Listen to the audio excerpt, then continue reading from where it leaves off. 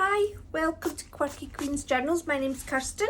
So I'm doing another watercolour and doodles because I'm right in the zone with it. Oh, it's the first time I've ever actually completed something with watercolour paints because I always end up making a mistake and it just makes me feel like, oh, it's too much hassle to start again and it's never going to be right to continue. However, I really enjoyed the last one, so I've just done some swirly patterns. This time I have chosen maroon, yellow ochre, rose beige, needs a good clean, and black. So, right, I was thinking of going wild this time and having a bit of a... I'm going to try wet on wet in the background, so we shall see how it goes. Okay, so I'm laying out the water and I think I might have put on slightly too much because the page did buckle a little bit at the top. However, I was quite pleased with it overall. This is the rose beige that I'm using at the bottom. And then at the top, I use the maroon and I'm trying to do a graduation between both colours. I do a second layer after this, which worked out brilliantly. And I used the yellow ochre with the maroon. This is a wonderful colour combination. They really, they're both such warm colours, and I think the rose beige just enhances that further. So this is me putting a wee bit of the yellow ochre in the middle. When this dries, there's really hardly anything to see at all. So it's dry. It's actually more intense down here than it is up here, but at the same time it is still present. So I made the decision to do it again, and this time I was a lot braver with layering down some colour, and I was really happy with how it worked out. What I'm going to do is I'll just show you some parts of doing the painting of the loops and the inking, just to cut down the time of the video for you. So I'm using the yellow ochre here and actually push it all the way to the top. I just think it worked out great and I'm wondering if I did it again, if it would work. So that's a bit of a cauliflower there, but to be honest with you, honestly, I'm fine with that. It's the best I've ever done that technique, so...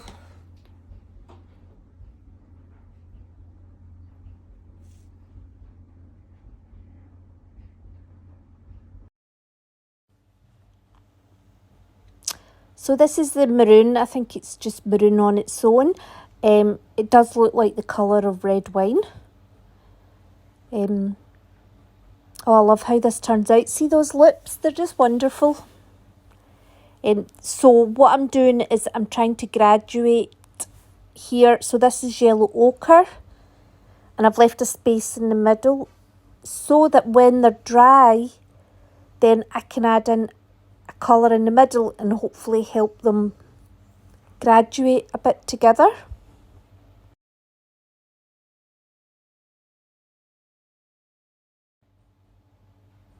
So this colour looks like burnt sienna, but it's actually maroon and yellow ochre mixed together.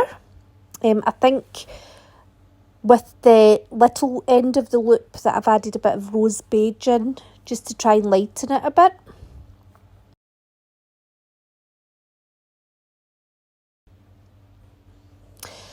So now I'm on to the colours, sort of to combine the two colours that are in the loop. And what I've done is I've brought the black out and I've added black into the colours to try and give a more of a grey shade that goes between the two colours in the loop.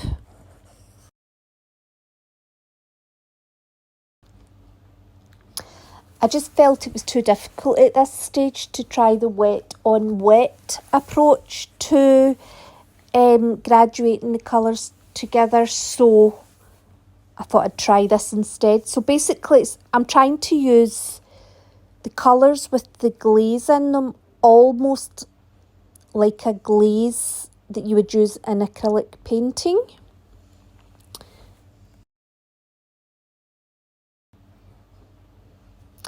So the first layer had dried, and this is a second layer I'm putting on now.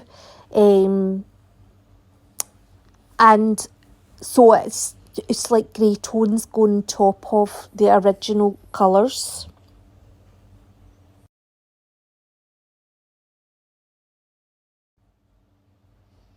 So this is me now using the ink round the outside to try and just add a bit, make them less flat and make them look, give them a bit of life. You know, I'm not sure how you would describe this sort of style.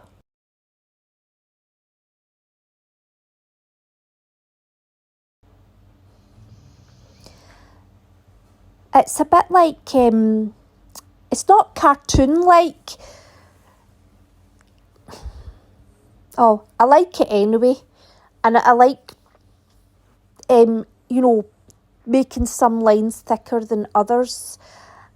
And a lot of it's to do with, if I see a stray pen line, I try and straighten it up. And that's almost where the choice is made about where's thicker and where's thinner on the lines. But it does make the loops look more wobbly and more, oh, I suppose maybe more like they're ribbons, like they're flexible.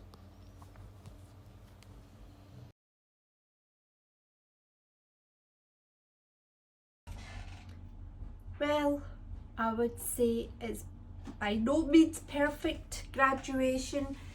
I think that the background graduation worked well. The loops not so much, but that's okay. It's just practice, and I'm really happy with how it turned out. It actually turned out much better than I thought it would. There is a bit of cauliflower bit here. There was some round here. There was a couple of wee areas where the paint basically did merge. However, overall, I love it. I've got a bit of ink here, which I'm annoyed about because that's totally preventable. I'm not practicing with the pen.